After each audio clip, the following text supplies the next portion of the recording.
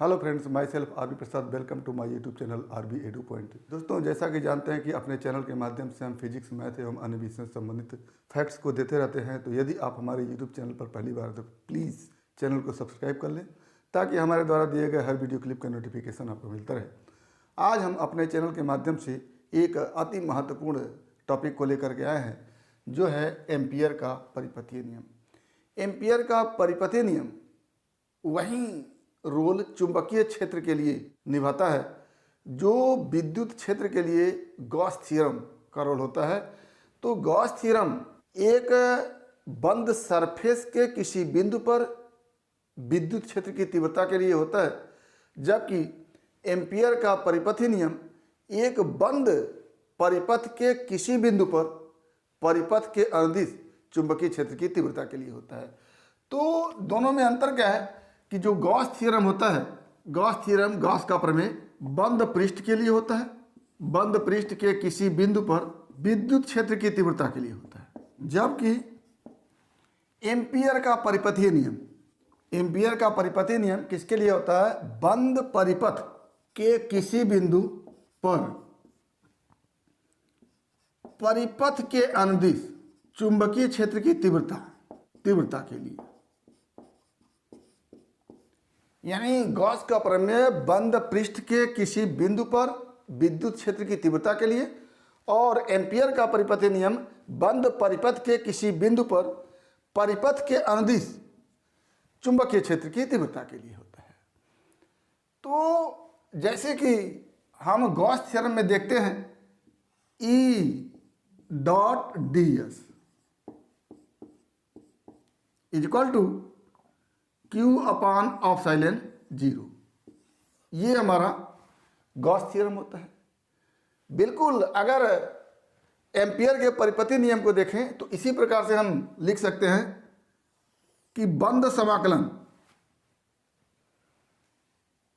ये विद्युत क्षेत्र के लिए था तो ये चुंबकीय क्षेत्र के लिए है। तो यहाँ विद्युत क्षेत्र लिखे हैं, यहाँ चुंबकीय क्षेत्र लिख देंगे B डॉट। अब यहाँ पर ds लिखते हैं। ds इसलिए लिखते हैं कि बंद पृष्ठ के किसी बिंदु पर विद्युत क्षेत्र की तीव्रता के लिए। तो बंद पृष्ठ जब है तो पृष्ठ का क्षेत्रफल होता है, इसलिए यहाँ पर क्षेत्रफल अवयव ds लेते हैं। लेकिन यदि बंद परिपथ है तो उस बंद परिपथ में धारा चलती है, तो ऐसी स्थिति में धारा चूंकि एक रेखीय प्रवाह होता है आवेश का, तो यहाँ पर पृष्ठ समाकलन न लेकर के रेखीय समाकलन लेंगे, dl वेक्टर b और dl इज इक्वल टू विद्युत क्षेत्र में हम आवेश को यहाँ पर रख करके देखते हैं।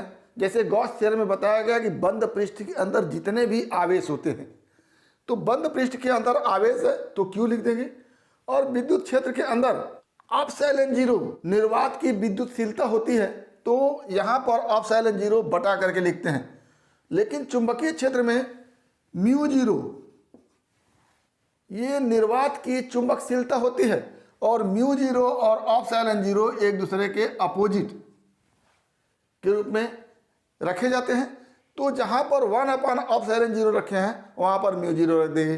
तो इसमें Q इंटू 1 अपान ऑप्साइलन 0 है, तो यहाँ पर लिख देंगे I, क्योंकि बंद परिपथ है तो उसमें विद्युत धारा प्रवाहित होती है, तो विद्युत धारा I इंटू 1 अपान ऑप्साइलन 0 की जगह म्यू 0 रख देंगे। तो ये हमारा हो जाता है म्यू 0 इंटू I। ये हमारा एम्पियर का परिपथीय नियम बन गया, बंद रेखीय समाकलन चुंबकीय क्षेत्र की तीव्रता B is equal to mu 0 into I। तो बिल्कुल गॉस थ्योरम की तरह एम्पियर का परिपथीय नियम है। गॉस थ्योरम विद्युत क्षेत्र के लिए था तो यहाँ पर E लिख दिया। एम्पियर का परिपथीय नियम चुंबकीय क्षेत्र के लिए है तो यहाँ पर B लिख दिया। गॉस थ्योरम पृष्ठ के किसी बिंदु पर चुंबकीय क्षेत्र की तीव्रता के लिए है, तो और एम्पियर का परिपथीय नियम बंद परिपथ के किसी बिंदु पर चुंबकीय क्षेत्र की तीव्रता के लिए है। तो ऐसी स्थिति में हम बंद परिपथ जिसमें प्रवाहित धारा होती है, तो धारा चूंकि आवेश का रेखीय प्रवाह होता है इसलिए यहाँ पर रेखीय समाकलन लिख दिए। यहाँ पर गॉस थ्योरम उस बंद पृष्ठ के अंदर संपूर्ण आवेश के लिए था, तो क्यू लिख दिया। यहाँ पर एम्पियर का परिपथ नियम उस बंद परिपथ के अंदर संपूर्ण धारा के लिए है, तो यहाँ पर आई लिख दिया। यहाँ पर विद्युत क्षेत्र के लिए 1/ε0 कांस्टेंट रखते हैं, तो यहाँ पर μ0 कांस्टेंट रखते हैं। तो ये हमारा हो गया एम्पियर का परिपथी नियम। और इसके स्टेटमेंट को देखें तो हम देखेंगे किसी बंद परिपथ के किसी बिंदु पर परिपथ के अनुदिश चुंबकीय क्षेत्र की तीव्रता का रेखीय समाकलन उस बंद परिपथ के अंदर प्रवाहित नेट धारा का μ0 गुना होता है। तो अगर हम एम्पियर के परिपथी नियम को स्टेटमेंट के रूप में लिखें तो क्या लिखेंगे कि किसी बंद परिपथ के किसी बिंदु पर परिपथ के अनुदिश चुंबकीय क्षेत्र की तीव्रता का रेखीय समाकलन उस बंद परिपथ से घिरी संपूर्ण धारा का μ0 गुना होता है। अर्थात गणितीय रूप में लिखें, चुंबकीय क्षेत्र की तीव्रता का रेखीय समाकलन, चुंबकीय क्षेत्र की तीव्रता का रेखीय समाकलन b चुंबकीय क्षेत्र की तीव्रता का रेखीय समाकलन dl इक्वल टू μ0 इंटू आई। यहाँ पर बंद रेखीय समाकलन होता है क्योंकि परिपथ बंद होता है, तो चुंबकीय क्षेत्र की तीव्रता का बंद रेखीय समाकलन B.dl इक्वल टू μ0 इंटू आई। ये हमारा होता है एम्पियर का परिपथीय नियम। अगर गॉस थ्योरम को हम स्टेटमेंट के रूप में लिखते थे तो क्या लिखे थे उस समय कि किसी बंद पृष्ठ के किसी बिंदु पर विद्युत क्षेत्र की तीव्रता का पृष्ठ समाकलन उस बंद पृष्ठ के अंदर संपूर्ण आवेश का 1/ε0 गुना होता है। और यहाँ पर एम्पियर के परिपथी नियम को लिख रहे हैं कि किसी बंद परिपथ के किसी बिंदु पर परिपथ के अनुदिश चुंबकीय क्षेत्र की तीव्रता का रेखीय समाकलन उस बंद परिपथ से घिरी संपूर्ण धारा का μ0 गुना होता है। तो बिल्कुल एम्पियर का परिपथी नियम गॉस थ्योरम के समान है, लेकिन अंतर क्या है कि गॉस का प्रमेय बंद पृष्ठ के लिए है, लेकिन एम्पियर का परिपथ नियम बंद परिपथ के लिए है। गॉस के प्रमेय में पृष्ठ समाकलन विद्युत क्षेत्र का होता है, जबकि एम्पियर के परिपथी नियम में चुंबकीय क्षेत्र का रेखीय समाकलन होता है। गॉस के थ्योरम में विद्युत क्षेत्र की तीव्रता का बंद समाकलन संपूर्ण आवेश का 1/ε0 गुना होता है। एम्पियर के परिपथी नियम में परिपथ के किसी बिंदु पर चुंबकीय क्षेत्र की तीव्रता का बंद रेखीय समाकलन बंद परिपथ के अंदर संपूर्ण धारा का μ0 गुना होता है। तो ये दोनों ही प्रमेय में कुछ अंतर है, इसको आप देखिएगा। लेकिन जिस तरह का गॉस थ्योरम है विद्युत क्षेत्र के लिए, उसी तरह का एम्पियर का परिपथी नियम है चुंबकीय क्षेत्र के लिए। अब इस एम्पियर के परिपथी नियम को प्रूव कैसे करेंगे, कैसे सिद्ध करेंगे, उसको हम देखते हैं। जैसे हमारे पास एक बंद परिपथ है जिसकी त्रिज्या r है, और इस बंद परिपथ के केंद्र पर एक धारावाही चालक है जिसमें करंट I प्रवाहित हो रही है, धारा I प्रवाहित हो रही है। और इस बंद परिपथ के इस बिंदु P पर हमको चुंबकीय क्षेत्र की तीव्रता ज्ञात करनी है। तो चुंबकीय क्षेत्र की तीव्रता का रेखीय समाकलन इस बंद परिपथ के अंदर संपूर्ण धारा का μ0 गुना होता है, इसी को हमको प्रूव करना है। तो हम किसी धारावाही चालक के कारण किसी बिंदु पर चुंबकीय क्षेत्र की तीव्रता का फार्मूला जानते हैं। तो क्या लिखेंगे कि प्रस्तुत चित्र में r त्रिज्या का एक वृत्ताकार परिपथ है जिसके परिधि पर कोई बिंदु P है। परिपथ के केंद्र पर परिपथ के तल के लंबवत धारावाही चालक AB है जिसमें प्रवाहित धारा I है। अब हमको ये बंद समाकलन B.dl इक्वल टू μ0 इंटू आई निकालना है। तो पहले हम इस बिंदु P पर चुंबकीय क्षेत्र की तीव्रता B क्या होगी उसको देखेंगे। तो बिंदु P पर चुंबकीय क्षेत्र की तीव्रता B equal to μ0/2 pi into I by R. ये B इक्वल टू होता है इस बिंदु P पर, और इसकी दिशा क्या होती है, धारावाही चालक की तरफ अंगूठा लगाएं और P की तरफ हम चारों उंगलियों को संकेतित करें तो इस हथेली से फोर्स बल जिस दिशा में लगता है उस दिशा में चुंबकीय क्षेत्र की तीव्रता होती है। तो एक तरह से इस बिंदु P पर चुंबकीय क्षेत्र की तीव्रता की दिशा इस P पर खींचे गए स्पर्श रेखा के अनुदिश होती है।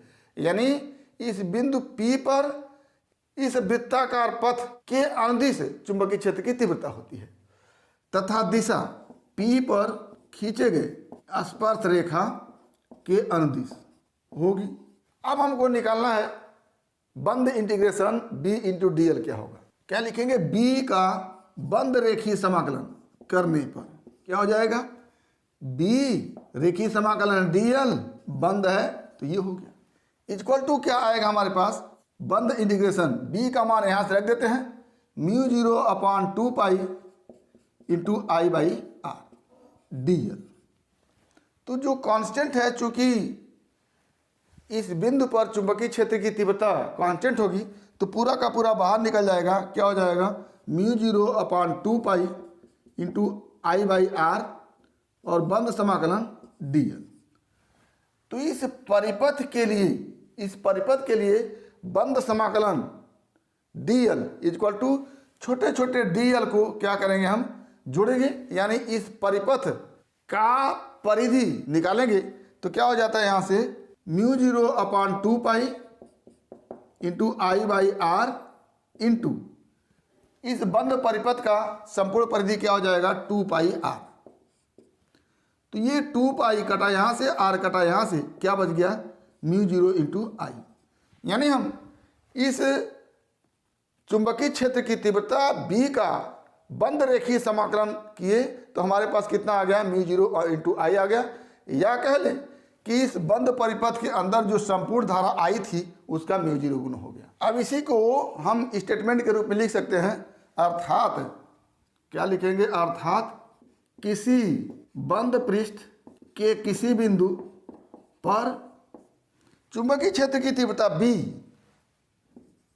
चुंबकीय क्षेत्र की तीव्रता B का क्या है, ये रेखीय समाकलन है और वो भी बंद। क्या लिखेंगे, B का बंद रेखीय समाकलन उस बंद परिपथ में संपूर्ण धारा का कितने गुना होता है, μ0 गुना होता है, μ0 गुना होता है। यही क्या है, एम्पियर के परिपतीय नियम का स्टेटमेंट है। तो हमने एम्पियर के परिपतीय नियम के स्टेटमेंट को यहाँ लिखा। इसके बाद इस धारावाही चालक के कारण इस बिंदु P पर चुंबकीय क्षेत्र की तीव्रता के लिए फार्मूला लिखा और इस B का हमने बंद रेखीय समाकलन अगर किया है तो उसका मान μ0 इंटू आई आ गया। इसका मतलब ये हो गया कि ये एम्पियर का परिपतीय नियम सही है। तो क्या लिखेंगे कि यही एम्पियर का परिपतीय नियम है। तो ये हमारा एम्पियर का परिपतीय नियम, जिसमें हमने बताया कि एम्पियर का परिपतीय नियम बिल्कुल उसी तरह से है जिस तरह से गॉस का प्रमेय है। गॉस का प्रमेय विद्युत क्षेत्र के लिए है जबकि एम्पियर का परिपतीय नियम चुंबकीय क्षेत्र के लिए है।